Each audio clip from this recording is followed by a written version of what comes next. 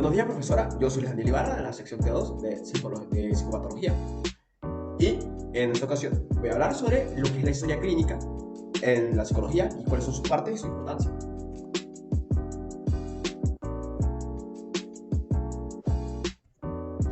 Bueno, para empezar debemos comprender qué es la historia clínica y cuál es su definición como tal. Bueno, sabemos que la historia clínica es aquella herramienta o el registro que se hace necesario para saber las condiciones de salud del paciente, y esta debe contener los datos de dicho individuo al que se esté realizando, ya sea en este caso psicopatología, una consulta, una sesión de terapia, una evaluación, etc. Este es un documento que debe ser privado y está sometido a reserva que únicamente puede ser conocido a terceros por previa autorización del paciente o en los casos previstos por la ley. Esto quiere decir que la historia clínica conlleva el secreto profesional de la carrera de psicología, ya que no debe ser mostrado a otras personas, esto es ilegal, a menos de que hay un consentimiento por ambas partes, y hay algunos casos de excepción previstos por la ley, como lo puede ser en declaraciones en un juicio, evaluaciones psicológicas o en el caso de un crimen, como evidencia. O sea, todos los datos del paciente son parte integral de la historia clínica. La historia clínica debe conllevar todos los datos de una persona, desde sus nombres, su historial clínico, su familia, para luego poder tener una base sobre la cual hacer un diagnóstico y llevar la evolución del caso. Nos servirá como un registro en el cual se sabrá el pasado, el presente y la evolución del caso de cada paciente. Ahora debemos comprender cuál es su importancia y cuáles son las consecuencias médicas legales. Bueno, la necesidad o relevancia de usar la historia médica, la historia clínica, dentro de la psicología, principalmente ya recae en que es una herramienta profesional que nos permite conocer tanto los antecedentes como la orientación y los aspectos, los elementos que se necesitan para un debido diagnóstico. También funcionará para llevar un registro de la evolución del progreso o de los cambios y las variantes del caso, así como también nos sirve para tener un registro en posteriores casos como un método de consulta. Cuanto a los aspectos legales de esta misma, de acuerdo a la Ley 23 de 1981, por la cual se dictan las normas en materia de ética médica, o sea, aplicadas en el campo de la salud, y de acuerdo con el artículo 34, nos dice que la historia clínica es un registro obligatorio de las condiciones de la salud del paciente. Y es aquí donde habla sobre los casos en los cuales se debe conservar el secreto clínico y no poder revelar esta información a terceros, a menos de que haya autorización. Y también se muestran las excepciones en las cuales la ley puede interferir en un historial clínico, como anteriormente fue mencionado. También nos dice que es la prueba documental que evalúa el nivel de calidad asistencial en circunstancias de reclamaciones de responsabilidad a los profesionales sanitarios y a las instituciones públicas. Luego, también se debe comprender que para hacer un historial clínico se debe distinguir cómo varía o cómo se diferencia según los grupos etarios. Como bien sabemos, los grupos etarios son aquellas clasificaciones que se le pueden dar a los pacientes, agrupándolos según sus rangos de edades, clasificándolos según la edad que tengan. La primera de estas es inútero, o recién nacidos, nacimiento, fetos, lactantes y durante los primeros 28 días después del nacimiento. Lo normal es que no se hacen historias clínicas en este grupo. Luego está la infancia, que puede conllevar desde la toma de conciencia, 5 o 6 años, hasta los 11, 12, hasta el principio de la adolescencia. Luego tenemos la juventud, que viene desde los 14 hasta los 26 años, es uno de los campos más importantes, ya que la juventud en realidad se suele abarcar hasta los 30 y principios de los 40 años, dependiendo de la clasificación específica que sea merita en el caso. Por ejemplo, en el caso de la psicología, se puede implementar lo que es grupos etarios según su desarrollo humano, sus etapas de desarrollo, infancia, adolescencia, adulto joven, adultez media y adultez tardía o vejez. Y es en la juventud en la que abarca desde la adolescencia hasta los principios de la vejez, en los cuales se suele necesitar más de esta herramienta. Luego se tiene la vejez, que es a partir de los años 60 y que dura hasta que este periodo se clasifica a partir de esta edad.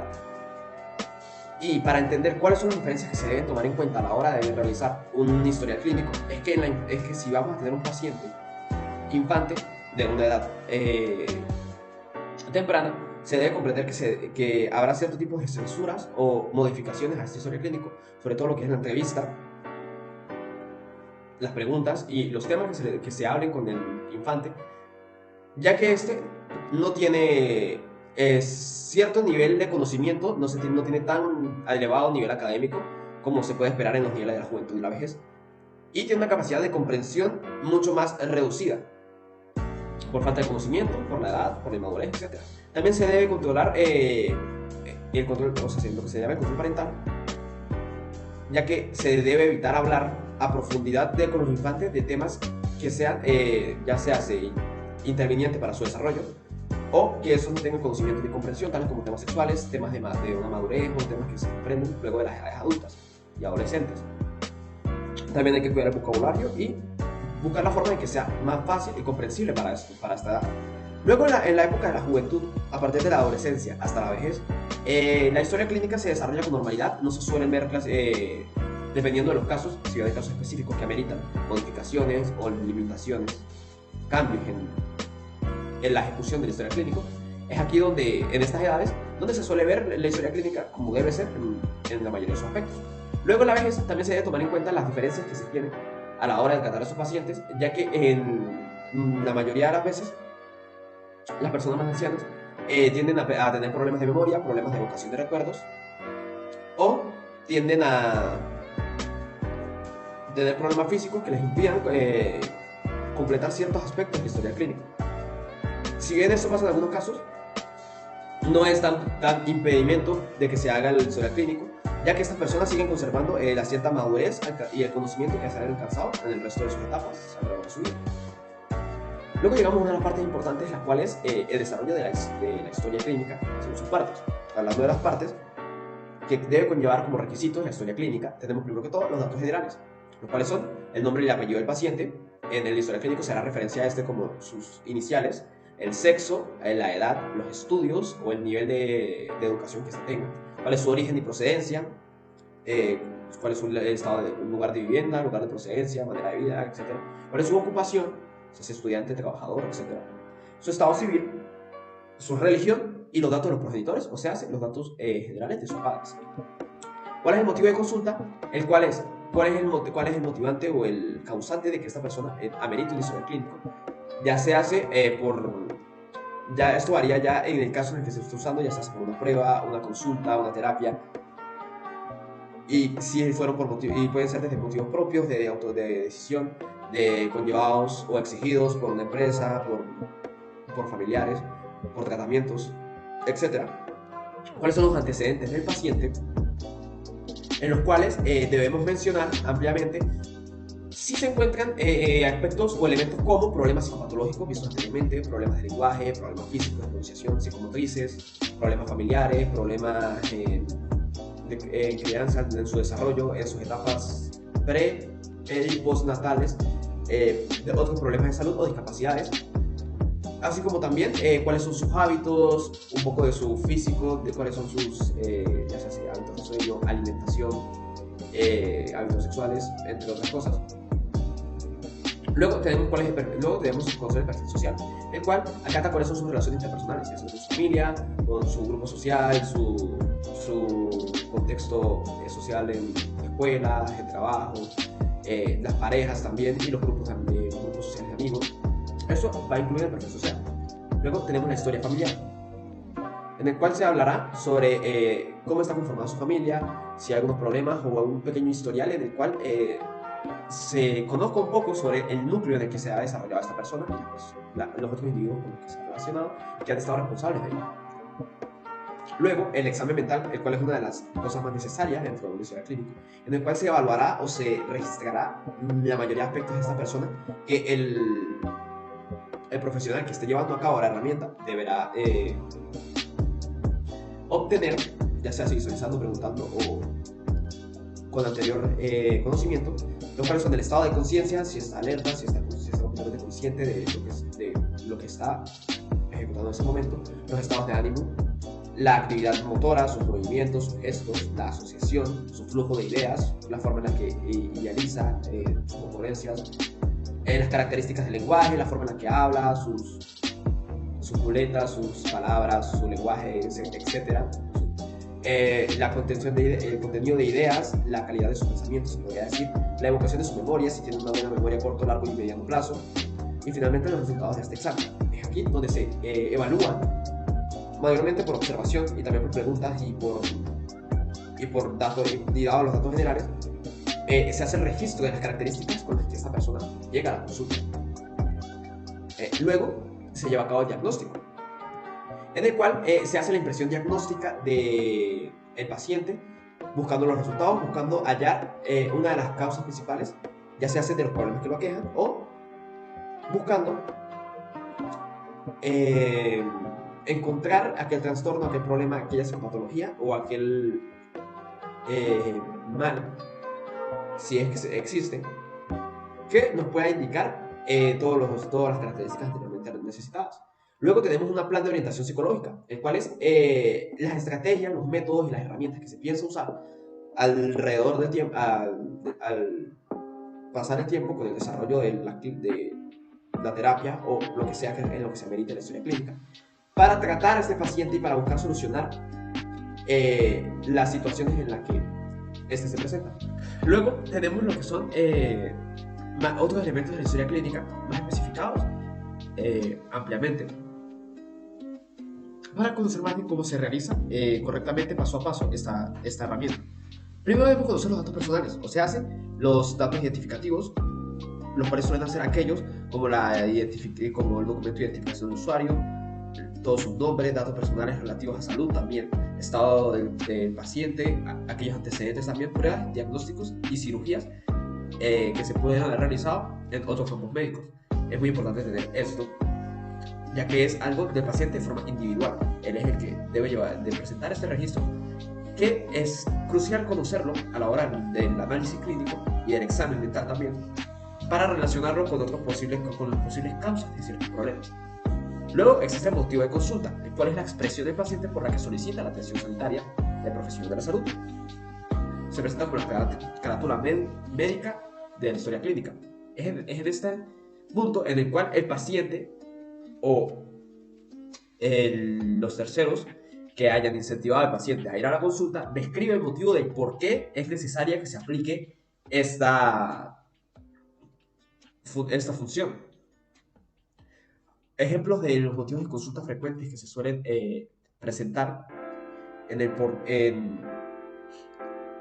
el motivo de consulta suelen ser que sea ansiedad, depresión generalizada, reacciones incontrolables y problemas o dificultades en las relaciones sexuales, los cambios de humor, entre otras cosas, como se suele ver en el campo de la psicología. Luego tenemos la presencia de la enfermedad actual. En esta parte se describe en una síntesis, o sea, en un resumen, la historia clínica de los principales síntomas del paciente, la sintomatología con la que se llega a presentar, para poder diagnosticar o hallar trastornos o preocupaciones principales expresadas por el mismo paciente al momento de presentarse la atención médica. Es aquí en el punto en el que se hablará sobre los síntomas, sobre las causas por las cuales este paciente puede o está padeciendo cierta enfermedad, cierta psicopatología, cierto trastorno, entre otros problemas que el profesional deberá tratar. Luego tenemos sobre la historia personal, ampliamente más específicos, el resumen de los hechos más sobresalientes de la propia existencia o de la propia vida en general de la historia de las distintas etapas del paciente presentado a consulta. Las principales etapas, empezando desde el punto cero, desde la prenatal, es aquella etapa que se da antes del nacimiento, se hace durante todo el embarazo y el proceso de gestación de la persona.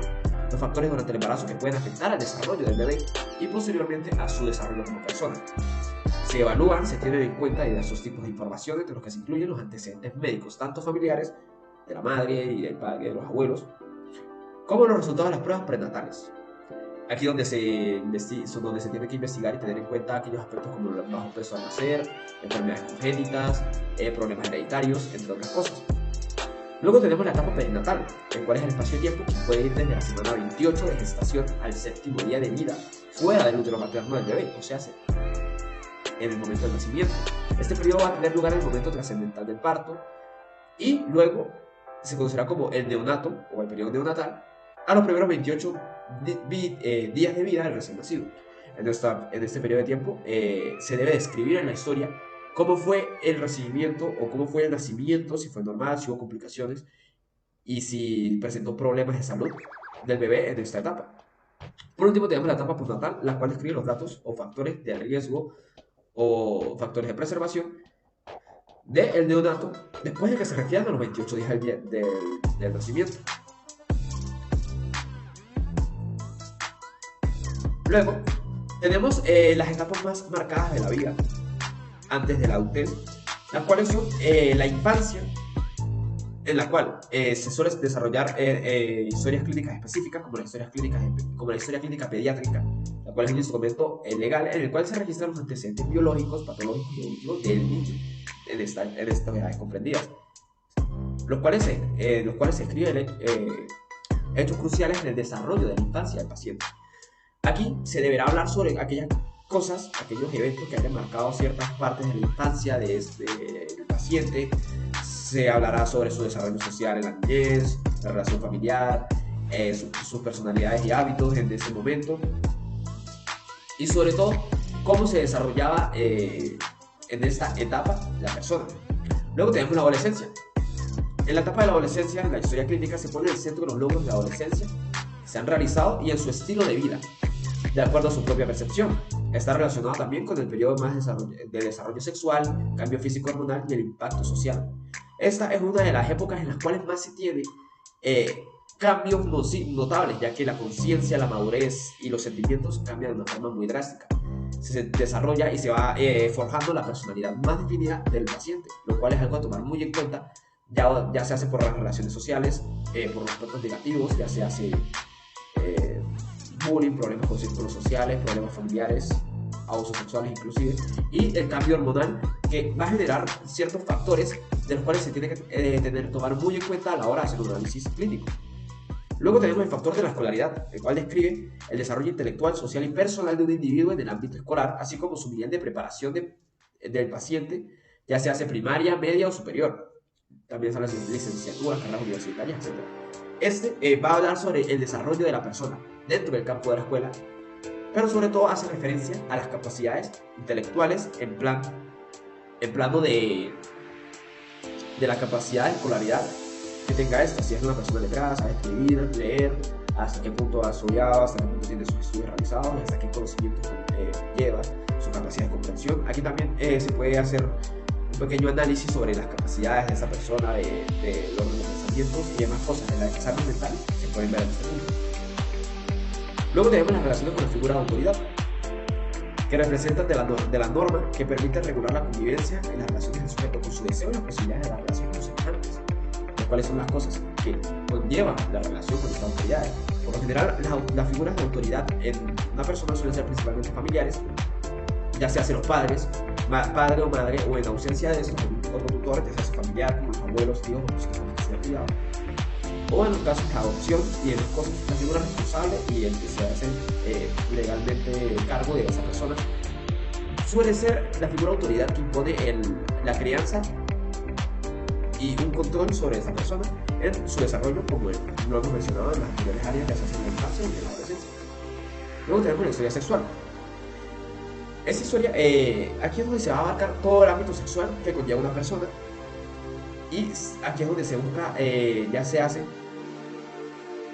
desviaciones sexuales, comportamientos inadecuados y demás cosas. Incluye la curiosidad sexual en la infancia, la adolescencia y en las etapas posteriores, los juegos sexuales, la actitud de los padres hacia este tema, la actividad sexual adolescente, adulta, los noviazgos, las relaciones amorosas, matrimonio, etc. y cualquier otro tipo de relaciones interpersonales que conlleven a la parte sexual. También va involucrada con lo sentimental, ya que conlleva relaciones amorosas, y se habla también de la satisfacción y insatisfacción y ansiedad sexual, ya que estas cosas pueden generar trastornos o problemas en el debido desarrollo psicológico de la persona. Luego está el campo del historial de la historia laboral, que describe las experiencias en el campo laboral, hablando de los trabajos de la persona o la percepción y relación que tenga esta con el campo de trabajo. Se hablará sobre cualquier tipo de trabajo o experiencia en el campo que conlleve esta persona, si es que la hay.